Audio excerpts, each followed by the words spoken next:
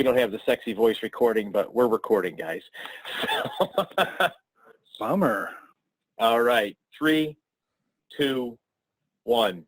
Steve, we're back again with another episode of the Steel Target Paid podcast. You know, we start these off with, what have you been shooting? So tell us, Steve, what have you been shooting? Well, we talked a little bit about the South Carolina match, and I've been doing some training getting ready for the U.S. Steel Shoot here, not this upcoming weekend, next weekend.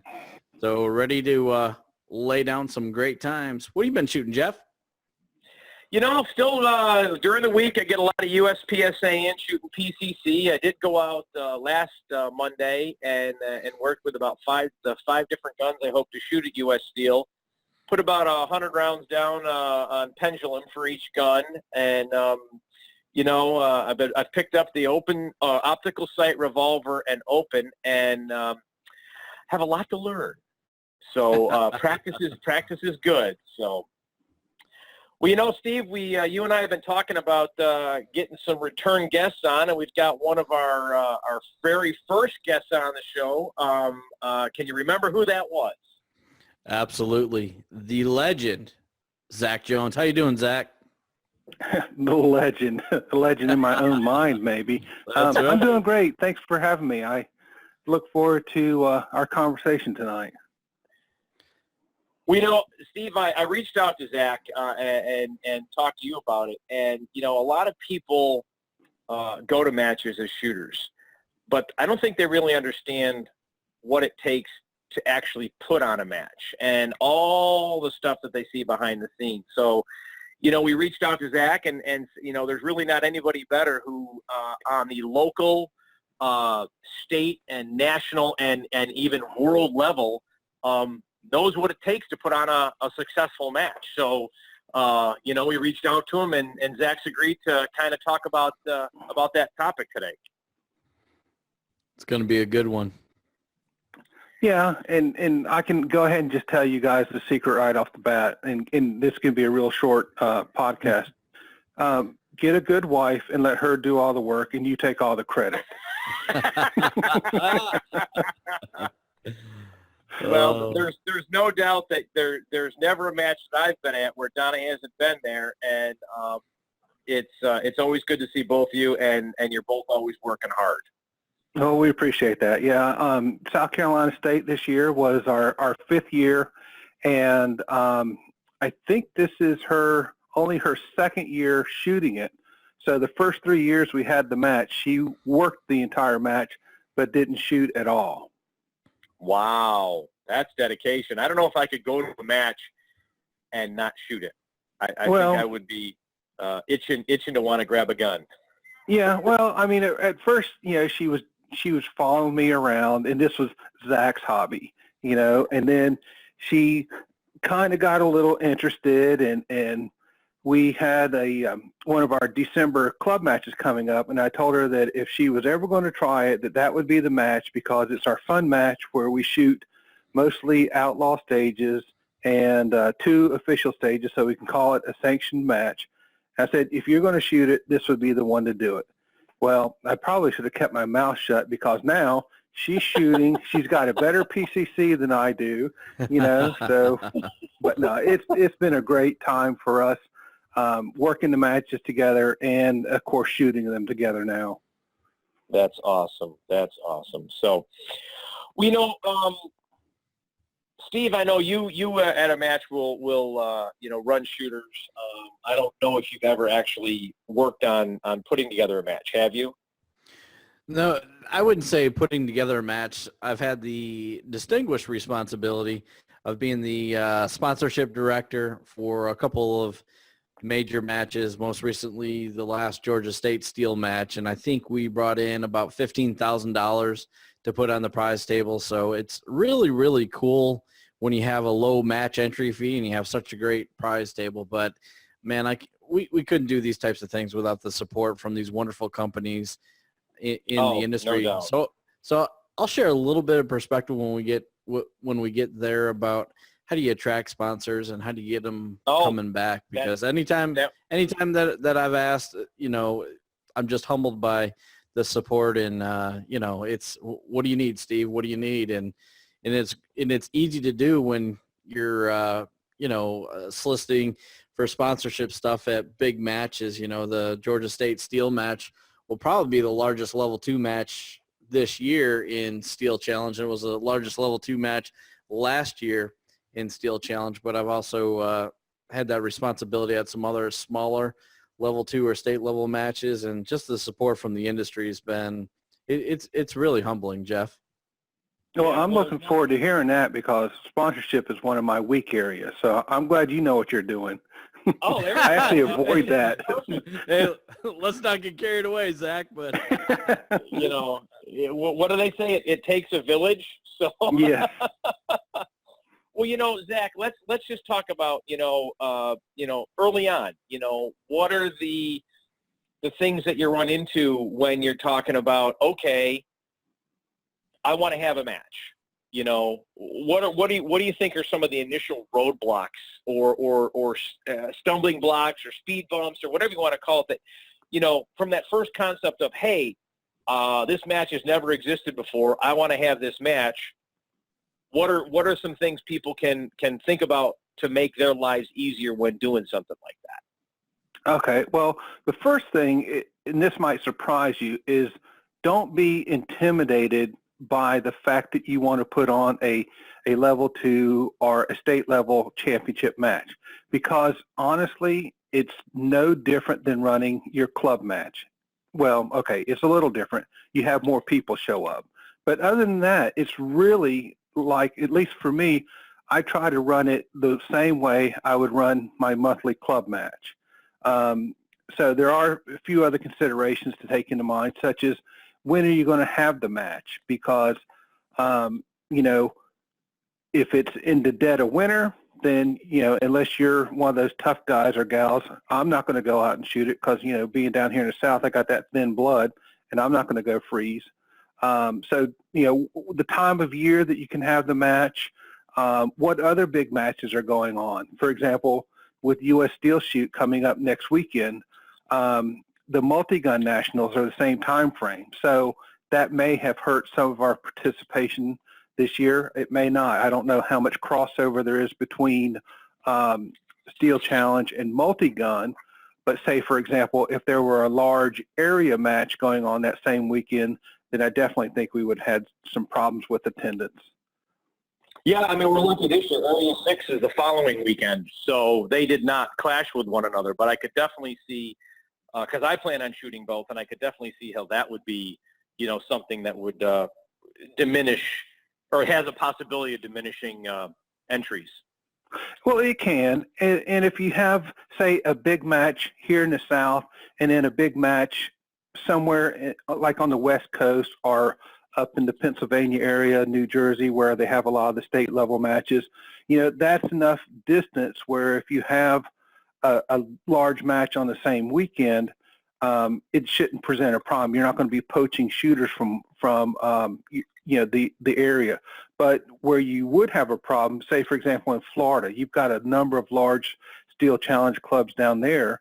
If you have a level 2 at, say, somewhere in the northern part of the state, and then another one down in the southern part, there you're going to hurt yourselves because people aren't going to, people that you might normally draw, from the north down to the south aren't going to travel because they got a match basically in their backyard.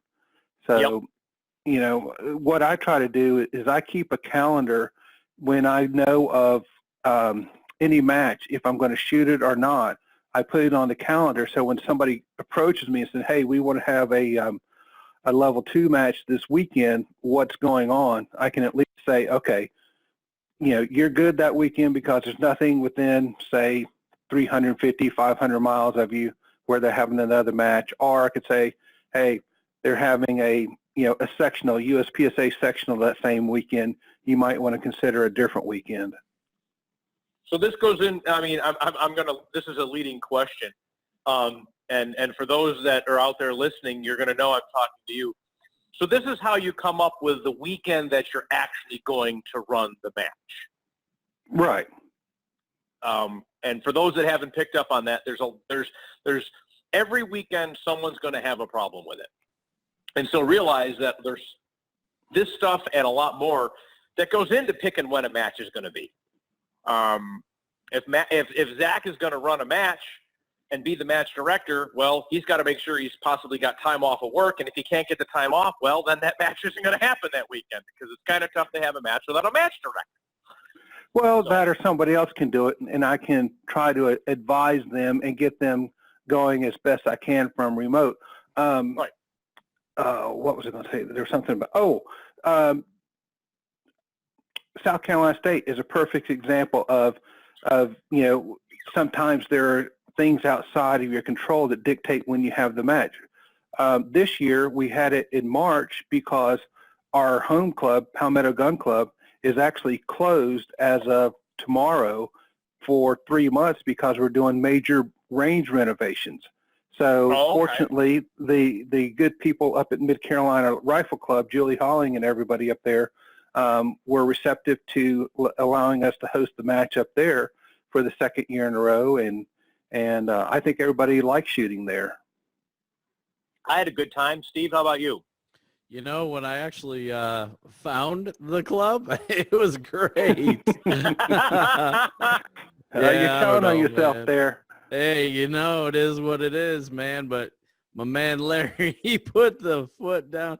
I think we made a 35 commute in about 18 minutes, but I think there was actually 2 Mid-Carolina gun clubs, and we went to the wrong one. Yeah, there's one that's in outside of Columbia. Then the second one, I believe, is near Orangeburg or somewhere like that. So. Oh, those folks were very, very nice when they found out what happened to us. What are you gonna do? It's a nice club, and I also like you. We talked a little bit about it last week. I do like the 6-stage format. The only thing that's a little bit trippy if you haven't shot in those types of conditions, the berms were like a sand color, and so the contrast wasn't nearly as great with the plates because of the lighter sand in the back. So that took just a little bit of an adjustment, but it's a first-class facility. I really enjoyed shooting there. It didn't slow you down, so I'm not buying that excuse. Sorry. Yeah, it did a little. Did you hear that? Did you hear that excuse? I didn't hear that excuse. No. He's making one up.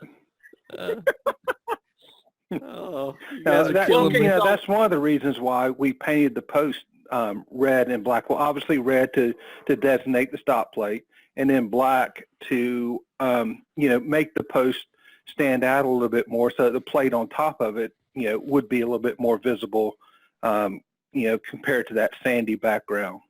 Is that why I was shooting low as I was looking at the post? Yeah. That you were jerking the trigger. Yeah, I'm sure that wasn't it at all, Zach.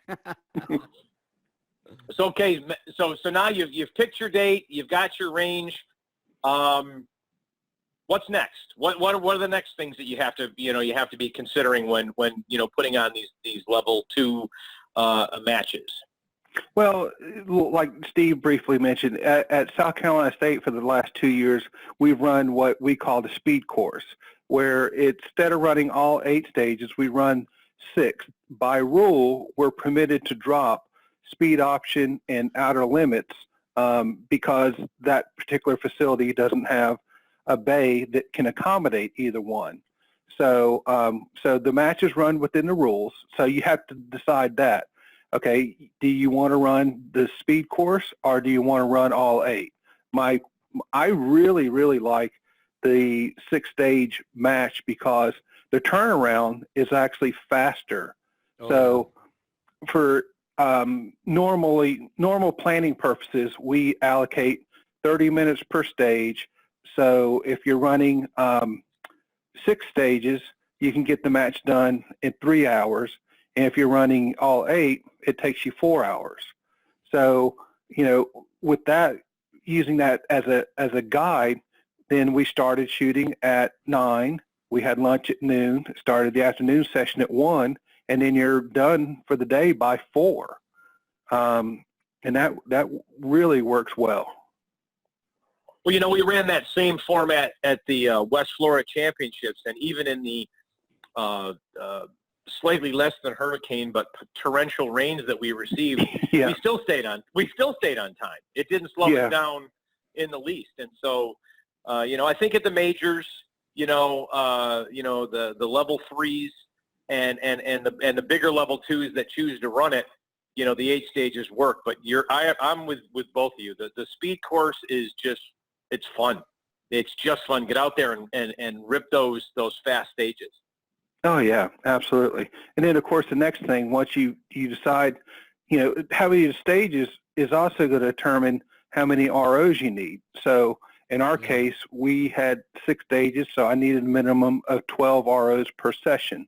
When you go up to 8, you're going to need a minimum of 16 per session. So that's going to have some impact on your pool of available ROs. Fortunately, we had people that were coming from out of state and within state that worked the match. So, I can tell you as a match director, that's probably your number one headache, is making sure that you get ROs in advance. And what I found helped this year was to put the word out early when the match would be, call for help, and then say, okay, as soon as you got somebody who would commit to being an RO, send them a pre-registration code, say, okay, go ahead and register in advance and get squatted. That way you're not dealing with trying to make room for an RO on a squad, because one of the things that I offer to the ROs is the ability to shoot, 1 gun per session. So that way we have 4 sessions. You work all 4. You can shoot 4 guns. So, little things you like that you can do to try and recruit your RO staff.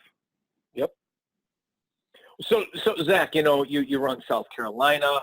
You run local matches, match director for U.S. Steel, World Speed Shoot.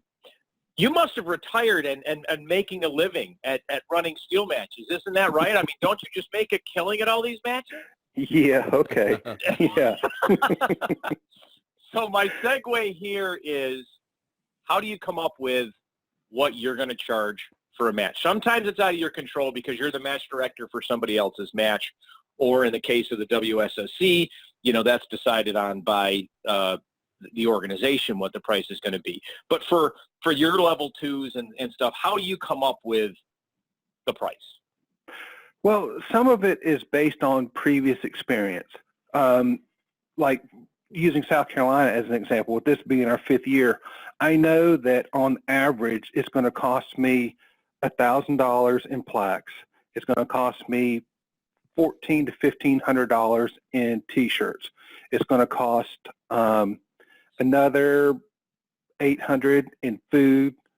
And then when you're crazy like we are and go to Sam's and spend $250 on snacks, there's another, another chunk of change.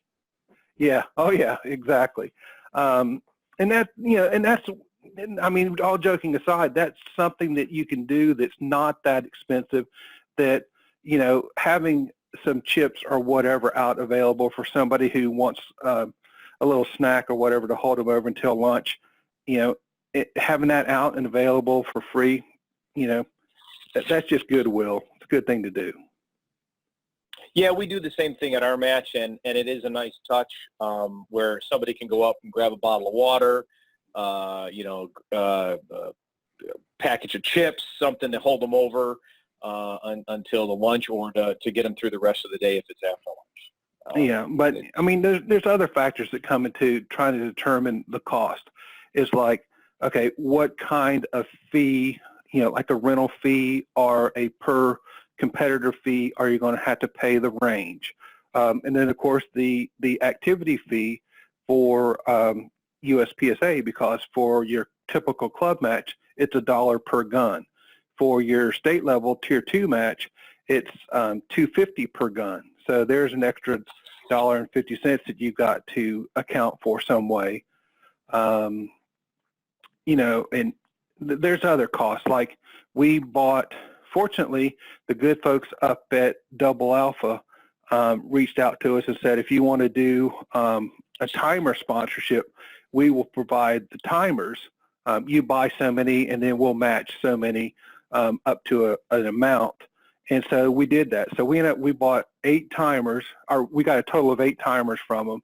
And what I did was, after we used them at the match, I did a random drawing for those 8 timers, and contacted 8 people that won them. Obviously, you 2 guys didn't. Neither did I.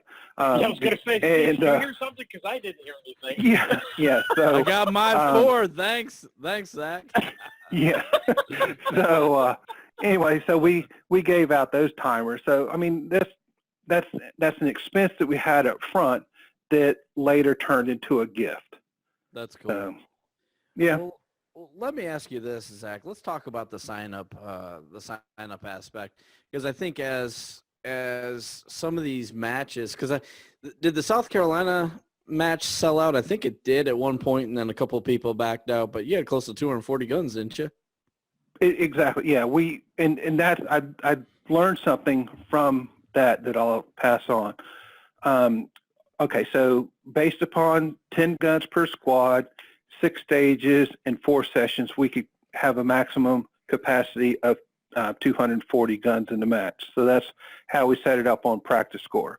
We did fill the match up, and then when the registration closed, I contacted those that were on the waiting list and said, sorry, we're not going to be able to get you in because the match is full.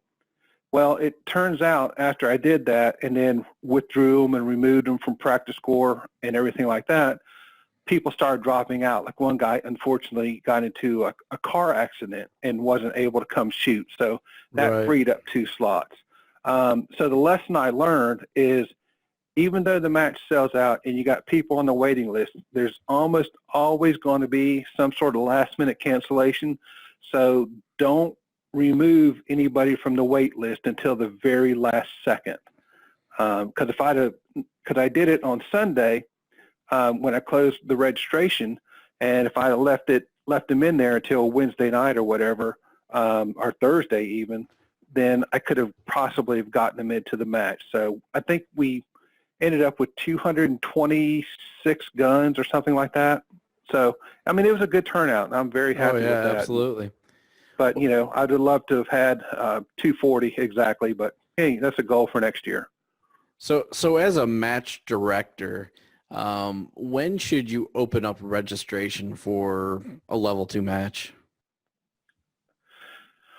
That's actually a difficult question, because in some cases you see people that will open up registration months and months and months in advance. Then in other cases you see that they open it up, maybe a month and a half to 2 months out. I don't know that there's any one right answer. With opening them up, so far in advance, people tend to forget about the match, unfortunately, unless you're very actively promoting the match and things like that. So, for South Carolina, I think I opened it up in February, so about a month and a half in advance is what I did. But for the World Shoot, we did that one. When did we do that one? March, 1st of March, maybe? I don't know. I can't remember. It's too many matches. But, I don't know that there's any right answer to that question. It's what, the match director wants to do. And, one thing, by doing it a little bit early, especially if it's your first time, it gives you a chance to gauge interest in the match. If you open up registration and nobody signs up, then it's like, okay, well, is this really something that we want to do?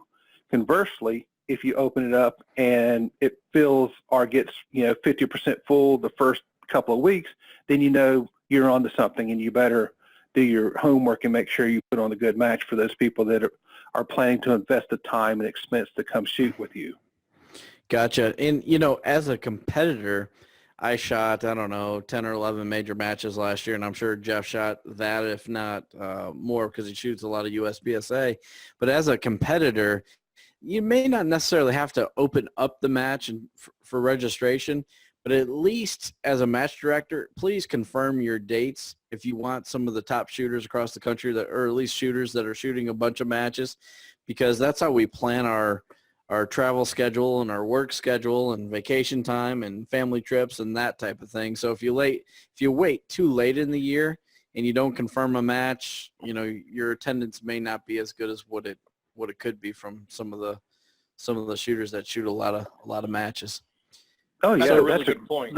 That is a very good point. And because some people may not know this, but in order to hold a state level or tier 2 match, you're required to submit documentation to Troy McManus, who approves it and sends it back. And then when he does that, when he sends it back to you, he also sends me a copy of it so I can keep track of what matches are on the calendar and things like that. But the sooner you plan on having a match and you get the approval from USPSA to have it, start putting it out that you're going to have it on this date, and put it on, obviously you can set up registration on Practice Score, but you don't have to open it up. But at least if it's on Practice Score, people can search for it and find it that way. And then also list it on the match calendar on the Steel Challenge website. I mean, that's how I go and look to see if there's some area or tier 2 match that's coming up that I'm not aware of. And whoever updates that match calendar on the Steel Challenge website, thank you. We appreciate it, because it seems like anytime there's a match that's confirmed, if you go out there and look on the calendar, it's within 24 hours, and sometimes maybe even before a match director announces that a match is confirmed. But I do have an interesting question, and maybe this might be geared a little bit towards Jeff, because it seems like, and maybe not 100% of the time, but it does seem like Florida uses match sign up. I don't know if it's .org or .com.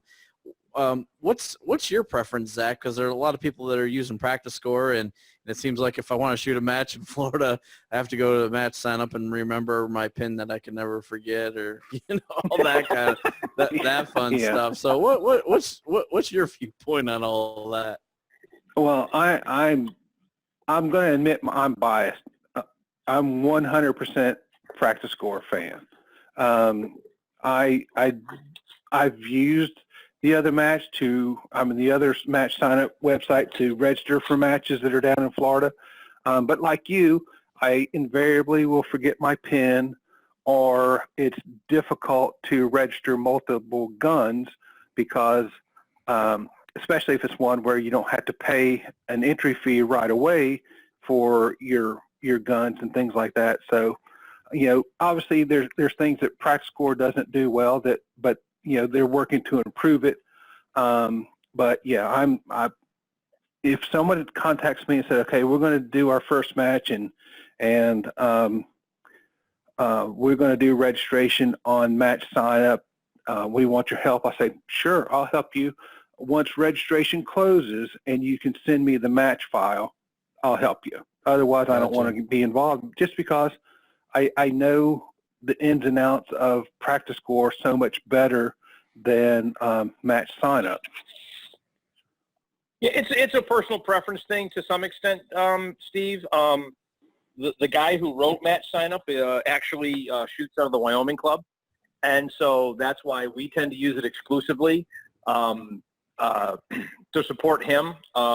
It doesn't make any money. If you notice, if you ever have to go to match sign up, you don't see advertising. Right. It was something put together by him, and I'm not going to put words in his mouth, but I'm gonna kind of guess it was a proof that he could do it. And at the time when he did it, where Practice Score is right now was not there. Sure. And I mean, if you look back at the Steel Challenge, you go back 4 years ago, 3 years ago, even not so much 3, but maybe 4 and 5 years ago. I mean, it was just starting to get momentum. Zach, you've probably got the numbers, but it's nothing like it is now with as many local matches and people wanting to shoot multiple guns. I mean, historically, you went to a match and there were 3 different matches, and you shot open and you shot limited and you shot rimfire, and then you were done. There was no rifle, there was no PCC. And all that's changed. And all that's changed. And so again, neither one's right or wrong. I'm pretty well versed in match sign up, and not in practice score. Does that mean I'm not going to ever use practice score? No, it just means right now I don't have to. And Sure. again, it's all a personal preference type of thing. So. Well, let me follow up on the multiple gun thing, Jeff, because I think you bring up a great point. Yep. Some of us there's a lot of USPSA friends of mine that make fun of some of us Steel Challenge guys because we feel like, hey, if we're going to spend, I don't know, $600 on match fees going to the U.S. Steel Shoot or World Speed Shoot, we want to try to shoot as many guns in divisions and all that kind of jazz. And USPSA guys, they may shoot one gun at a match, and some of these larger matches like the 9 days of nationals, they'll shoot maybe 3 different divisions and 3 different guns. But, sometimes they like to poke us Steel Challenge guys in the ribs a little bit, like, why are you shooting so many guns? Well, I like pulling the trigger and smelling gunpowder. That's why I do it. But exactly, because I can. That's right. Heck yeah. Thank God this is a G-rated show, or almost said something else. But anyway, so, would have had to censor myself. Beep. Okay.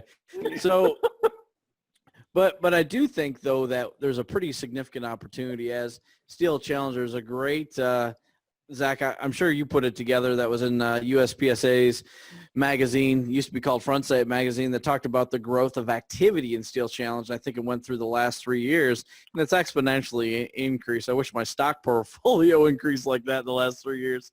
If that were the case, then I could be retired That's and right. doing this full time. Yeah. That's right. So, as a match director, can you talk about a couple things? One is, how do you sign up multiple guns efficiently?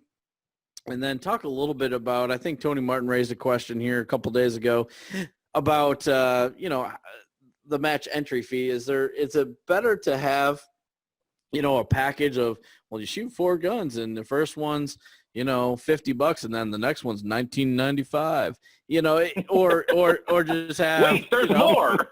Yeah, I know, right? That sounds like a special deal. One-time That's good right. offer. Yeah. Oh, 1-900. It ain't that kind of show. But anyway, back to but back to the whole, set price of, is it $50 a gun? That I know Jeff and I have talked about this offline, but what's your opinion about those couple of items, and what do we need to be doing? Well, it's going to depend on a few things. For example, okay, we'll use South Carolina State as an example, since that's obviously the match I'm the most familiar with. Where there, I used a tiered pricing. So $50 for the first gun, $25 for the second, then $15 each for third and fourth. Or I did offer the 4-pack, which was $125. That gave you lunch both days and included the T-shirt. So then other matches like U.S. Steel Shoot and the World Shoot are a flat rate of $100 per gun. Part of the reason that those 2 matches in particular are the flat entry fee is the logistics of trying to approve and get people ready, approved for squatting in a timely manner. Okay, so we'll compare the 2018 U.S. Steel Shoot registration to the 2019 U.S. Steel Shoot registration.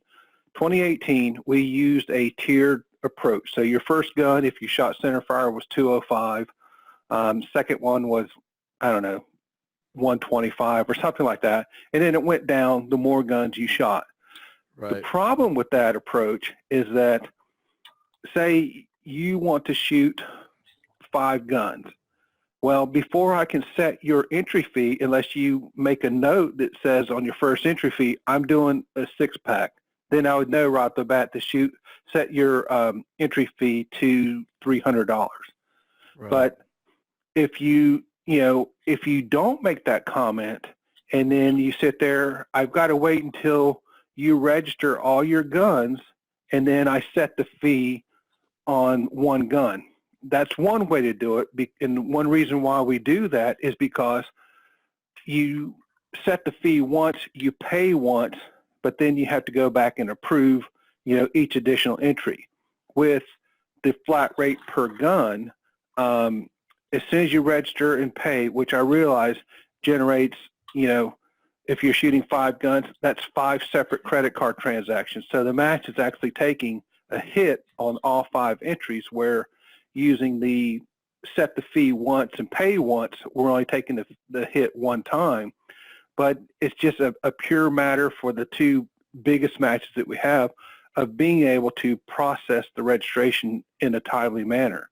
I mean, literally, in 2018, Don and I sat in here and worked nonstop from 12 noon when it opened until nearly midnight, trying to get everyone get their fee calculated and approved. And then once they paid, going back and approving them for squatting, stuff like that. And this year, it was busy, but it was nowhere near the disaster for us of trying to get everybody approved and so they could squad and things like that.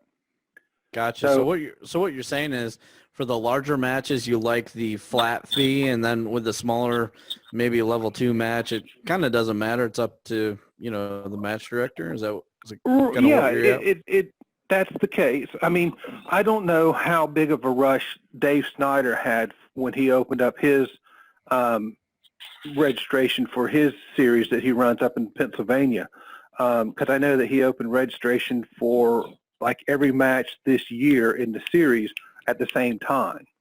I don't know how he worked the fees and things like that, but for your typical state level match, you're going to have, the first night that you open registration, you're going to be the busiest. But after that, it's going to taper off pretty quickly.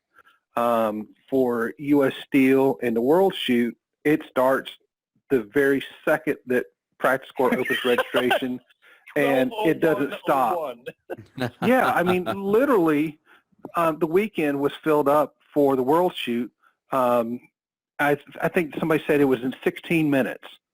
I didn't get to verify that myself because Don and I were busy approving people, but I think Jake sent me an email later saying that the weekend was full in 16 minutes. Oh, I'm sure as going through that process, which is, I don't know the right word again, because this is a G-rated show. Maybe laborious would be a good one, but it was, Practice Score was slow, especially since I was registering so many guns and trying to shoot, trying to balance vacation time and all that kind of stuff. Boy, that I almost had a nervous breakdown at my kitchen table, because I can imagine. You're trying to squad, and at some point, and I know you and I have talked very, very briefly about this, but we probably need to brainstorm how do we make that process just a little bit smoother. Maybe somebody made a suggestion. I'm not sure if it was Jeff Johnson or somebody made a suggestion of, maybe you just squad and you sign up and you squad, and then you have 24 hours to pay or something like that to make the process quicker. But where I was going with the U.S. Steel match, I think it was U.S. Steel, maybe it was the World Speed Shoot. Practice Score, maybe it's because I live out in the country. You know what, Jeff? It's the price you have to pay for having your own home range. Oh, there it is. See, nice one. Every freaking episode. No, I laid off you about 2 or 3 episodes, but yeah, you did. But it's good that you're back. You're welcome. I'm feeling better. So, but maybe my internet wasn't quite as quick, but there was quite a bit of time where it felt like the system was just so slow. I'm sure it would have sold out in 4 or 5 minutes if everything was maybe just a little bit more expensive and the process was a little bit more expedient than what it is. So, yeah. Well, the good thing is, I mean, you're right. It is a very difficult process when you have a major match that people want to come shoot, and it's kind of it's a good problem and a bad problem at the same time. It's a good problem in that it shows the interest that's in the sport and in the match. So from a match director's perspective, it's a good thing because people are signing up. They want to come shoot and all that stuff. From, I don't know if fairness is the right word or not, but from a squatting perspective and from a competitor's perspective, if you're not, sitting there hitting submit, right away, you're not going to get that squad, that you want. And that's unfortunate. So one of the things that we've done is I've had some conversations with Ken Nelson and his team at Practice Score about how can we streamline the registration process. So one example we talked of is think of a shopping cart, if you will. You go through and pick the divisions you want to shoot, and then we say, okay, this is the fee for that. You get a total that you pay one time, and then that covers all the guns that are in your shopping cart. And then you get an opportunity to go and squad those guns individually, because obviously you got to put different guns on a different squad. Practice Score's not there yet, but we've had the discussion about going to some type of model like that where, we are unique. You mentioned earlier about the USPSA guys and gals going to shoot one gun or up to three for like the back-to-back nationals, where for us, South Carolina, it was 4. U.S. Steel, if you want to shoot all 13, there's room for you to shoot all 13. Same thing with the World Shoot, So, we've got to come up with a way that's going to make it easier for all involved to get signed up for these matches, because the more we continue to grow and the more clubs are willing to step up to host the Tier 2 and then at some point maybe moving up to a Tier 3 match, as they get more popular, it's just going to get worse for everybody. Let me add some perspective well, hold on, Steve. Let me add a little perspective here for Go ahead, Jeff. What we did at the Wyoming club, okay? Because as I was thinking about it, I mean, we all shoot different types of guns, but if we'll just take Tactical Solutions, and if you went to them and said, I want to buy one gun, they'd have a price for you. And they said, okay, well, what if I buy 2 guns? Well, that price would probably be 2x. Well, what if I buy 3 guns? Am I going to get more of a deal on that 3rd gun? And well, what if I buy 4 guns? You're gonna cut me a deal on that? Probably not. Now, maybe for a dealer they might, but my point here is your second, third, and fourth entries for a single shooter have a value of what the first gun you paid for was to somebody who was only shooting one gun who didn't get in the match. Okay? And this is something that I really thought about a lot when I was putting my match. Now, we went to a flat rate pricing. And what I did was I said, what's a fair price to shoot this match? It's 6 stages. It's, I didn't have to pay ROs because the Wyoming club has what we call red hats, which are disciplined range officers. And so they were working the match and they got to shoot for free. I had some expenses with we did give away some guns and some other things. And I backed into a number and we came up with a $45 flat rate match fee. Now, what did that mean? It means every slot was valued at the same, but it was still fair. So if you were shooting 4 guns, you were still under $200 to shoot a match for 4 guns. And you look at some of these other matches, and I think what happens when you have these tiered pricings is the people who shoot 1 or 2 guns are actually driven away from the match because they're paying that higher fee up front and almost being penalized because they don't shoot multiple guns. And I've done the numbers. About 25% of every match, 25% of the guns or people in the match only shoot 1 gun. And as you get, then you've got a good mid-range of people shooting 2, 3, and 4, and then, like yourselves and some of the other people that are out there shooting 6, it's a handful of people. And that's where, when you look at a flat rate, if you look at a flat rate, you go, okay, what's going to make it fair for everybody? As we talked to Zack earlier, he's not making a living at this. You're not going to retire if you suddenly decide to become a match director. But that doesn't mean that, it would be wonderful if it was all free, but you've also, there's expenses associated with it. You got to cover those. You don't want to lose money in a match. Yeah. So, so that, how's that old joke go? How do you make a little bit of money and something start with a big pile of money?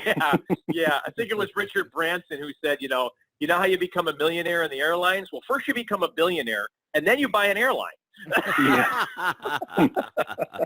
That's funny. So, Jeff, you make a great point because, if you're shooting one gun or 5 guns or 6 guns, the same experience is there. I think the only point that could probably be argued in the back of my head is, like what Zack mentioned, if you had one match entry, like at the Georgia State match recently, you got lunch. And so if you're shooting 6 guns, you're not eating 6 times. Well, there's probably 1 or 2 people that did, but for the most part. Well, that food was good enough to eat 6 times. Oh, man, Marcella, wow. Yeah. I got a care package for the way home after the match, which was the bomb. You weren't supposed to say anything about that, Jeff. but outside of that, the people setting up the steel's the same, the paint's the same. I mean, outside of that, the overall cost per gun's the same. So I think you make a really good point, Jeff. I do have a follow-up question, and it may be a little bit controversial, but there's a lot of people out there that, because we're in the community and, I think we need to talk about things that are going on and that what people are concerned or care about. And, there's not everybody has to sit at their kitchen table and pull out their hair and register. So how does that work in USPSA, Jeff? Like when you're, do you get like invited or something to nationals, or how does that work?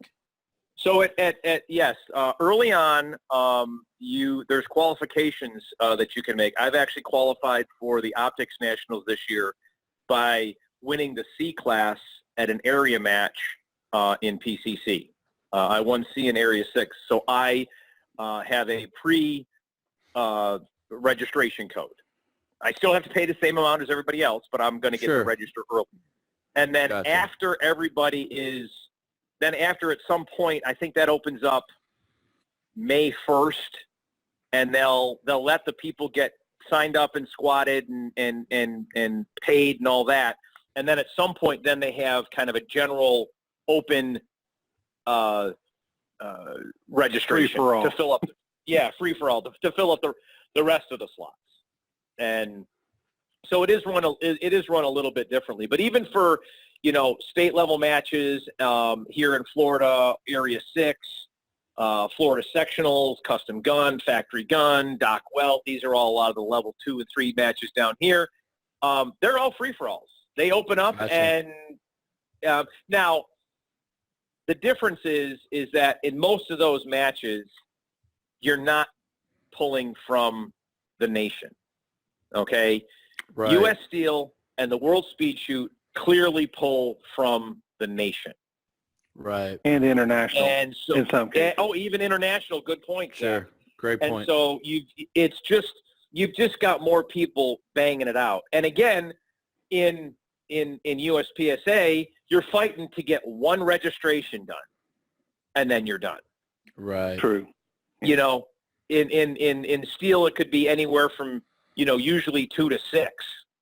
Right. Unless you're Mike and Jason and wanting to shoot all 13, then you're really pulling your hair out. But then they learn their lesson. Yes, not to do that again. I couldn't imagine. I could not imagine. I couldn't either. They deserve a special trophy just for doing that. Well, let's just say we'll just say there is something kind of special. I'll make him a trophy. Oh wait, did I say that wrong? Oh, sorry, Mike. I didn't mean it that way. I was going to say, hey, now you're talking about my boss here. So if you've got some design ideas, post them to the Steel Target Paint podcast page, and we'll get somebody to make one. I know a guy. but not everybody has to go through the pain and the suffering of signing up for these matches. And then how do you because you got some of the folks on the super squad that we can throw some names out there, but they're there's a lot of people in the community that are kind of like, well, why don't they have to sign up like I do and go through the angst and stay up until X period of time and that type of thing. And then you've got people that shoot a lot of steel that, is there a system or a process to be able to pre-register and those types of things. And, in certain matches, like at the South Carolina match, I know that Steel Target Paint was the main sponsor. And so Zack allowed us to register, a gun for people that wore the Steel Target Paint jersey ahead of time. So we had our own squad on Saturday, which was cool and fantastic. And I get that type of thing, but I guess I don't have the answer. And I was just trying to look for stimulating conversation. Actually, how do we make that better? Oh, I'm sitting down, Jeff. Let me have it, brother. Okay. Everybody who wants to get registered early for a match. I got registered early for World Speed Shoot. I got registered early for U.S. Steel. And it's real simple. Volunteer to be an RO. There you go. That's simple. Secret's out. Volunteer to be an RO. Give back to the sport. And you will. I was signed up, Zach, a week or two beforehand, and the day sign-up came around, I slept in and went, I don't have to worry about it. And for all those people out there listening that are going, Jeff, you're a jerk. I know I'm a jerk. I did it on purpose. But no, that is one way you can get around it. But you raised a good point, Steve, is that, in the USPSA, they do it based on past accomplishments. And it's just a different game in steel right now. Yeah. It is. And again, you're also looking at a match in a USPSA match. Nationals is over 3 days. You're shooting one gun over 3 days, and they had, I think, 400 competitors in some of the divisions. Wow, that's amazing. You're looking at, we have Zach? We had almost over. What were we last year at Worlds? Over 600, right? Guns. Yeah. But how many actual competitors? Right. Yeah. The number of the actual bodies, I think, was. I think it was over 300. I don't know the exact count. And so you got a guy like me who, has been fortunate enough, to have some, get a couple GMs and have some good places. And okay, I earned a slot for next year's PCC match, but I don't get an entry for my OSR. Now, how do I manage that? I get an early entry for one, but then I still got to get up, and fight the masses for the other ones. So it's not an easy question to answer, but it's a good question. It's a good discussion to have. Well, another thing too that we should point out is that under the USPSA handgun model, all 8 of the areas hold area matches. Under steel, we currently don't have an area match in all 8 areas.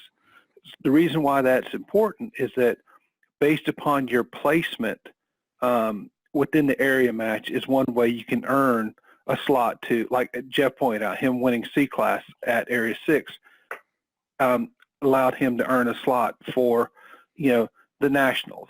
So our sport would need to expand in the areas so that we could implement that sort of, a reward system, if you will, for placing well at a area level match. Something like that could work. But there might be some better way of doing it, I don't know what it is yet, but yeah, it's a difficult thing for all involved trying to get registered and squatted when you want to, especially if you want to try to shoot on a weekend because, like U.S. Steel is a perfect example. This year, it doesn't happen to fall during spring break, so a number of our junior competitors have, and their parents and guardians, et cetera, have expressed their displeasure over the date. But, it's unfortunate, as we mentioned earlier, every date, no matter when you pick, is going to be inconvenient for someone. And then there's also nothing that would prevent some other club to host a Tier 3 level match during spring break that the juniors could attend.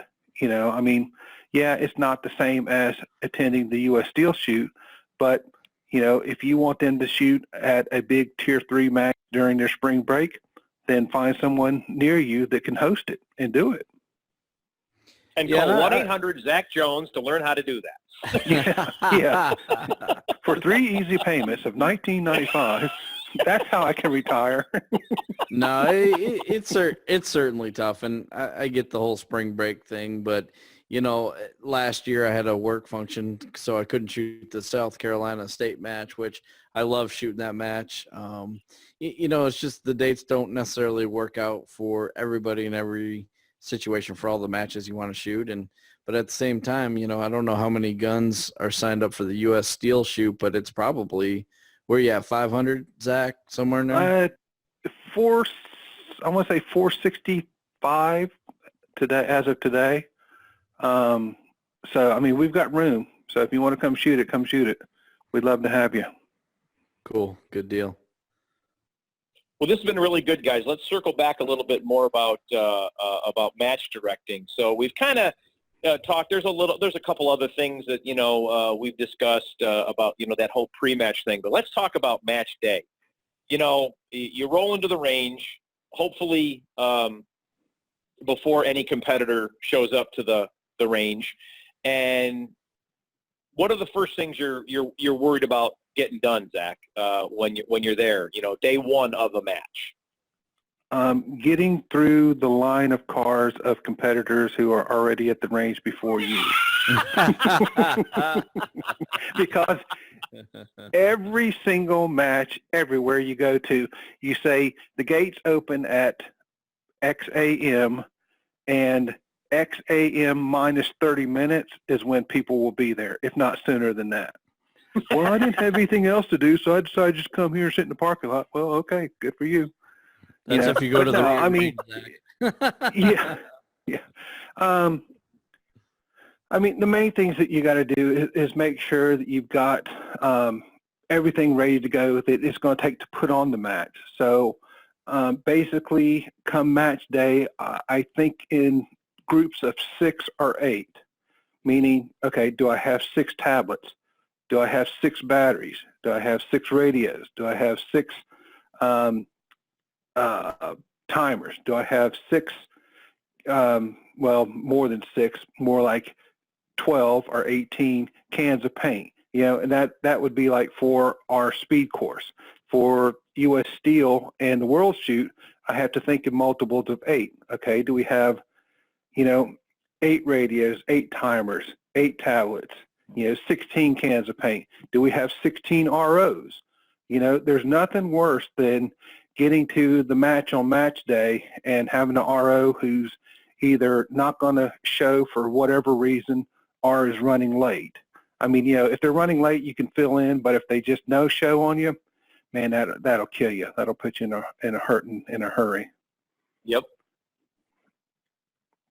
And then what are some of, and I know these are leading questions, but I think they're good things to point out.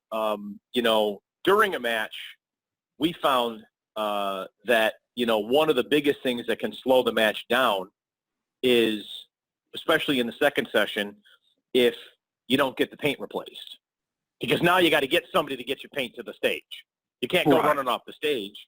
The second one is when the sticks break. And true, yeah. We proved that basically in the speed course, if it's a circular plate, it's gonna get shot. It's just that simple. Every single round plate had hits in the wood. Yes. Yeah. So I mean, that's some things you can do. Right. Yeah. And when you got stages that use, unusual size wood like pendulum, where you've got the very tall outside plates, you definitely need to have spares for those right there on the stage, because they're only going to be used on that stage. So it doesn't make sense to keep them, back in the Connex or in some central location. If a piece of wood can only be used on one specific stage, then have it at that stage. Yep. And, here's another one that we ran into, just as, we figured it out, but it's match day. They're shooting. It's 11 o'clock. Okay, who's going to go get the food? Because it's not here yet, or we need to go pick it up, and you can't, the match director could probably go. The range master clearly couldn't go. He's got to be there, or she's got to be there on the range. Right. Yeah. So you talk about having an RO or 2 ROs on every stage, but there's the support staff that you got to consider. Who's doing your stats? Is that person, that's usually not an RO. Now you being, the Zack Jones can wear a lot of hats in a match. But I only wear steel target paint hat. Come on. Good one. I expect a good check this month, Larry. Can you hear me now, Larry? Yeah.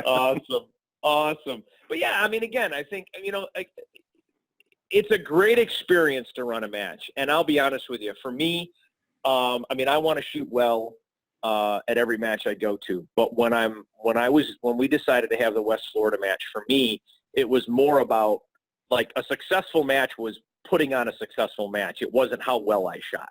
It was, having people walking off and going, I had 5 people come to me and go, when is the sign up for next year's match? And this is after the rain.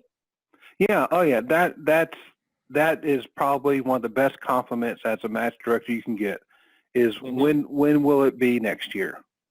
And you're right. If you care about shooting well, then don't be a match director, because, you're being a match director really is a customer service business. Okay. Your customer is the competitor that takes the time, the effort, the expense, and all that stuff to travel to your match and shoot it. So if you don't provide them with a good experience, then they're not likely to come back next year. And that's not good for your match. You want the people that want to come back and shoot year after year after year. I mean, I looked it up after our match this year. We've had, I think there's a total of 8 people that have shot every single South Carolina State match. Wow, that's awesome. Yeah, and that's pretty cool. So those people deserve some special recognition. But of course, I don't know all 8 names, so I'm not going to say it. Sorry. That's where you're following up when you go, you know who you are. Thank you. Yeah, you know yeah. who you are. That's funny. Well, again, I think, with the effort, I've noticed it, and I've noticed it working with you. I've helped out at South Carolina now twice, and a little bit at US Steel and the World Speed Shoot. It's all in the preparation. The match runs smoothly, but it's all in the preparation. And if you do that prep up front, the match tends to run, or has the best chance of running as smooth as possible. Oh yeah, I mean the amount of hours that go into something. Well, basically from January until the middle of May, when we're through with the World Speed Shoot, every day I'm doing something for one of the 2 big matches. If it's not, handling registration or withdrawal request or change, squatting request or whatever, there's always something that's done. So by the time you get to the match, it's almost a relief for you because, okay, all the prep work is done. Now let's just go shoot. And then that's when you get to go out there and be with, your friends and family and new friends and family that you meet, for people to come, the people that come out and shoot the match for the first time or whatever. And that's where Don and I are at home. We love going out there and doing that and putting on the best match that we can because we want people to come back next year. Yep. And, one of the things that I have to say that I've seen in the last 2, which are the first 2 major matches and Steel Challenge of the year, both at the Georgia and the South Carolina match, if there's any opportunities where, a squad was not on pace, the range master or the match director was right on that squad, and, we're all friends and all that kind of stuff, but like y'all got to pick it up a little bit. And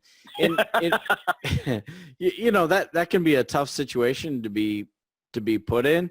But I think it was at the Georgia match, Jeff. It was the was it the morning session on Saturday? I think it was. Yep. Right after our first stage, we were already starting to get backed up, and Bruce Braxton came over, and he's a big fella. I don't know how tall Bruce is, but, you know, when he stands close to you, so he looks, you know, he may be 6'4", but when he stands close to you, he looks like 7'1". You know what I mean? It's all about. I was going to say he's like 6'14", something like that. I mean, yeah, he's a tall dude, no doubt.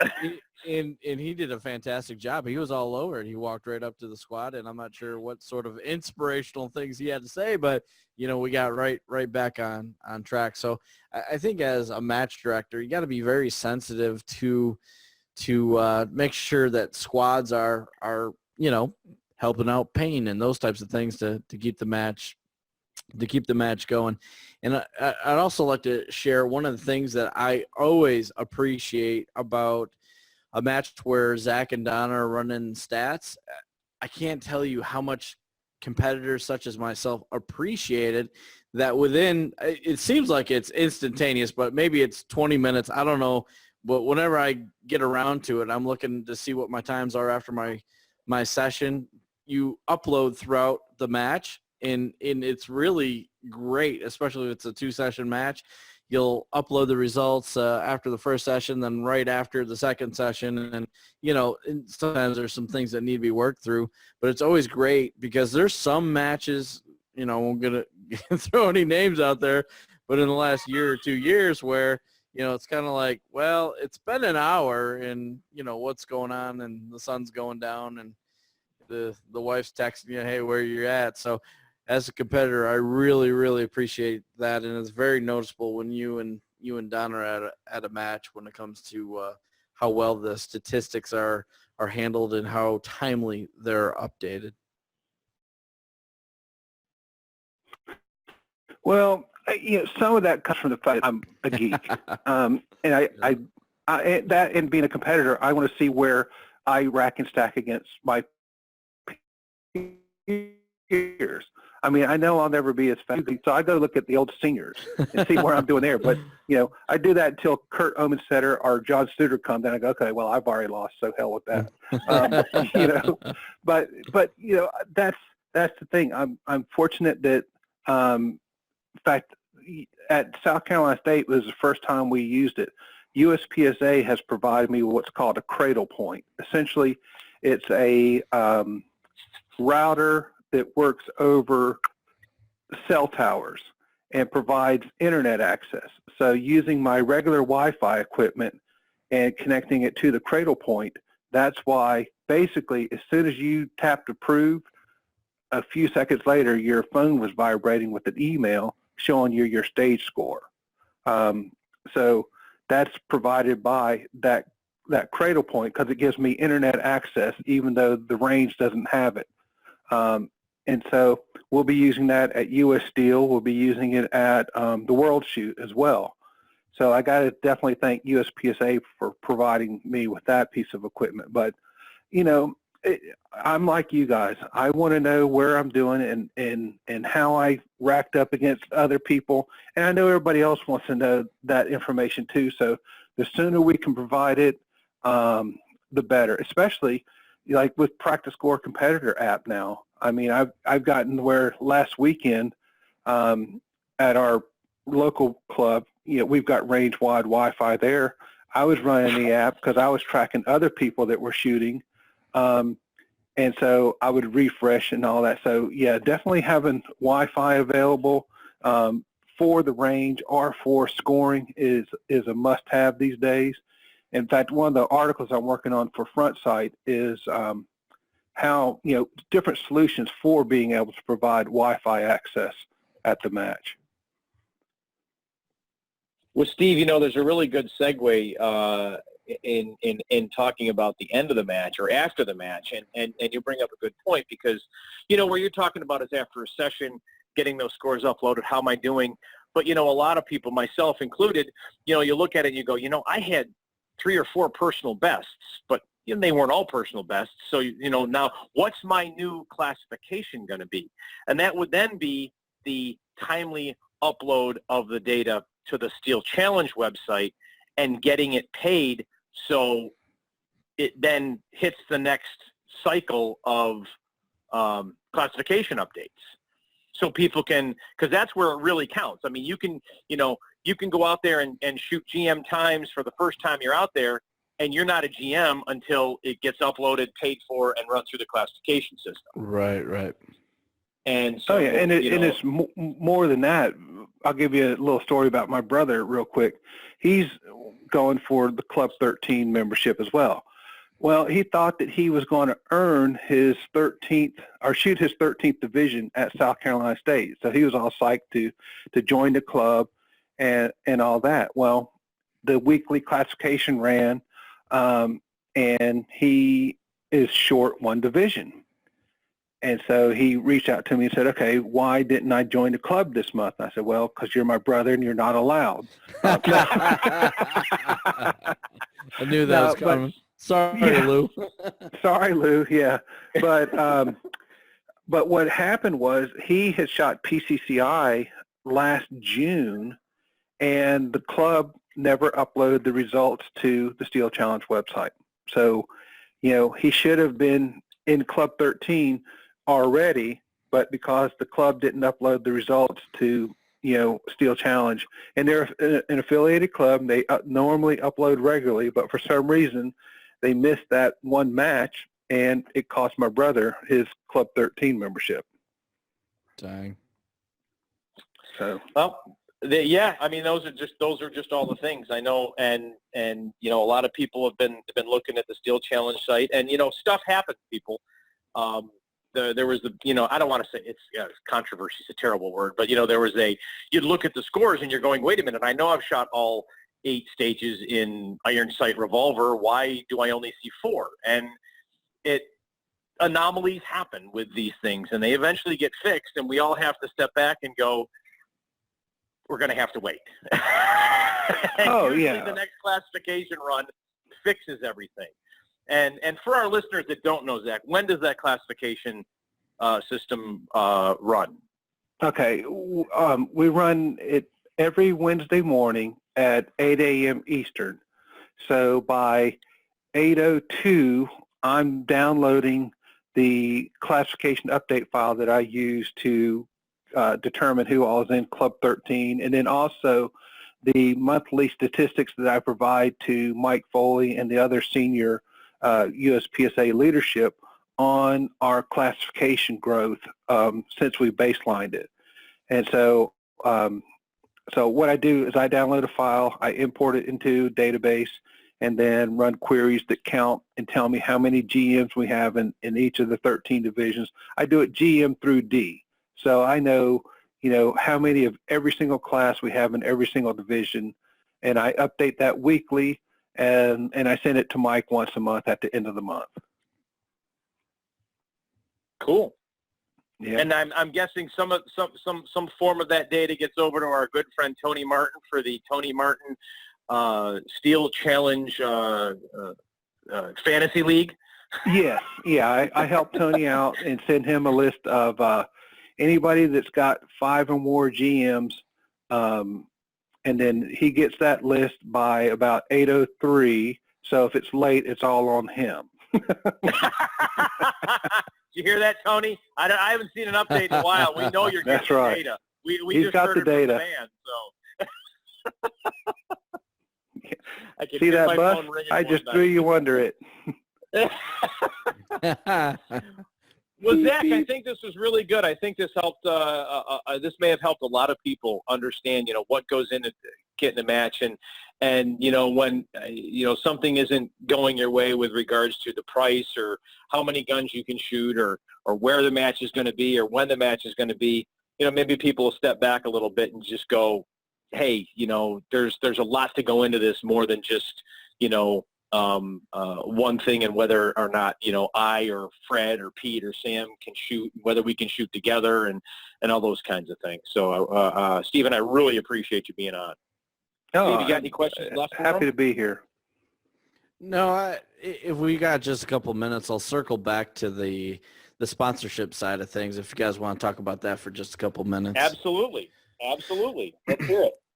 So I think one of the issues that a lot of match directors have with the sponsorship side is they'll send out a letter and they'll say, hey, we'll put up your banner at that particular match, or we'll just put your name in the match booklet, or maybe just on a Facebook page or something like that. And all of that I think is well and good, but then it's kind of like, what else do you do outside of that? And I'll use Glenn as an example at the Griffin Gun Club.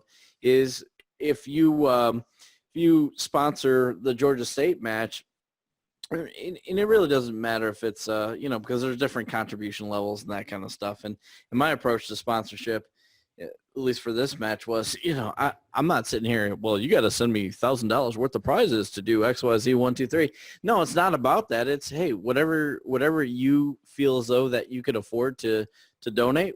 All comers are welcome, and we'll get you some recognition. And they're listed in the match booklet, but how you take that to the next level is, from my perspective, is, after the match, I put out a post on all my social media pages of all the people that sponsored the match, tagged everybody that I knew that helped sponsored. We sent out customized thank you cards to all the sponsors that contributed. But it's just not during that match. It's about building these relationships, and it's certainly a two-way street. And I was fortunate enough that Jake picked up one of my blog posts and made it an article in USPSA's magazine that was out. I guess it was a couple of weeks ago, but I got my hard copy yesterday. But it talks a little bit about sponsorship. Is now let's transition to the competitor side. It's just not a have your hand out and it's gimme. It's, well, why don't I start with what I can do for you, and then companies are more likely, or will have some open, honest discussion with you once they see the benefit and what value and time and effort you're going to bring to the table. Because too many times, and I think there's a lot of folks before us, and there's still some, I'm sure, in the industry today, that just get stuff and move down the road. It's how do you engage? How do you share your match results with your sponsors, or how you're promoting yourself out on social media and those types of things. There's a lot of great companies out there that have dedicated people that are involved in social media. Find out who those people are. At SHOT Show, met the new social media person with Tandem Cross. And so a lot of companies don't necessarily know how to do marketing that well, and as well as social media, because there's some older guys like us that are trying to fumble our way on through it. But it's a concerted time and effort. And okay, so take the social media side, all those kind of things aside, and let's talk about who you are at a match. What are you doing for the community? How do we want to be associated with you? I think we talked a little bit about this. I don't know, it was probably one of our first couple episodes, Jeff, that there's just a lot of folks out there that just have their hands out, and our company will send them a $100 this or a couple $100 this, or get them a discount code, and that kind of gets you going. But you know how many people that these folks give discount codes to, or give them 50% off, or they give you free stuff in, okay, maybe you get a thank you and that's it. There's no social media presence. There's no posts. We talked a little bit about, there was a company recently that I spoke with that could really care less if they're ever on a jersey, because they said, hey, yeah, there's a lot of people wearing jerseys nowadays, but where they see returns is, referrals to people and social media and publishing stuff and publishing meaningful content. So to circle the wagons, it's all about relationships. And if you pay close attention to those that are really helping out and supporting the sport, and you become one of their biggest fans, and you do what needs to be done, and share that positive vibe and share the positive accolades for what they're doing, it comes around 180 degrees, or I'm sorry, 360 degrees, that they help you and you help them, and vice versa. But I will also say the opposite is completely true. is if that you're being sponsored by somebody or you're somebody sponsoring your match and you don't get a thank you card and you don't live up to your end of the bargain. You know what's going to happen next year? Yep, exactly. You won't be there. Yeah. Yeah. That's but no exactly thanks. right. Yeah. So it's not just, it's about building relationships and asking people how to help solve some of their marketing opportunities and just help out. And, that's how I've started a lot of my relationships is what can I help you do? No, there's nothing I need. I already use your product and X, Y, Z, 1, 2, 3. And it's those relationships are really built on trust. And again, it's truly a relationship. So, the next time you think about asking for something, well, ask what you do for somebody instead of asking for a product or something along those lines. Steve, I go back to the Max Michel interview, and, there are a number of people out there going, oh, well, Max is shooting carry optics now because SIG is making them. And we found out right from him directly where he said, no, I went out and bought the gun, and I started shooting it because it was what I wanted to do for SIG, for what they've done for me over the years and the support they've given me. And I think that just kind of encapsulates, as an example of what you're talking about right there. What Max was thinking, what can I do for SIG, not what is SIG going to do for me? And then also as a match director, get out in front of folks as soon as you can, because if you're going to sit here and wait and, let's say your match is in October of 2019, you don't want to be reaching out in maybe September of 2019. Yeah. Now's probably a good time. And, there's a lot of folks that will do a soft commitment, say, hey, reach out to me and X period of time before the match and we'll hook you up. That's cool. Move down the road. But if you wait so long, then odds are there's going to be nothing there for you. So, there's a little bit of that. If we can talk, I know we're running a little bit long here, but I think that the focus of prize tables, the massive prize tables, I think are a thing of the past. Don't get me wrong, the U.S. still shoot. I know Jason does a great job and Casey does a great job putting quite a bit of dollars on the prize table, and the World Speed Shoot, I think, has been okay. I think the U.S. Steel Shoot the last 2 years has been better than the World Speed Shoot. But after that, there's a precipitous drop that happens for some of the level 2 matches. And I think the Georgia State match the last 2 years probably the best prize table that I've seen at some of the level 2 matches. Not saying there's not other great matches out there that aren't putting a lot of stuff on the prize table, but I think that's something that you need to consider with a lot of people that are shooting these matches. They want to pay their $50 or $75 an entry, and if they get something, that's great. If not, move down the road. Everybody wants that $10 plaque. That seems to be more of the draw than taking your chances at a prize table. And so I think the prize table side of things, I think it's always a nice to have, and I personally encourage a random prize table. Don't get me wrong, if there's some awards for the top folks that that put in the time and effort, that's cool too. But I think the random prize table really helps out that people get some product that they may not have won. Maybe if if I'm shooting PCC at a match and I come in the top 3 and, well, hey, there's another PCC for Steve. Well, that's cool. Don't get me wrong. But I'd much rather have a junior shooter or somebody else that's always wanted a PCC to be able to get one through a prize table and keep the match entry fees low. That's just my opinion. Well, Steve, I'll say this, and a lot of people talk about different things. I actually agree with your sentiments completely. I think that, the most important things you can do to have a successful match are start on time, have the stages set up correctly, have good ROs, and remind everybody that this is not a job. This is a game. This is a hobby. This is for fun. We're all competitive. We wouldn't be out there trying to compete if we weren't competitive. But correct. Yep. 99% of us are not making any money. This is, this game is not putting food on our table or paying for our cars or our homes or our kids' braces. This is a hobby.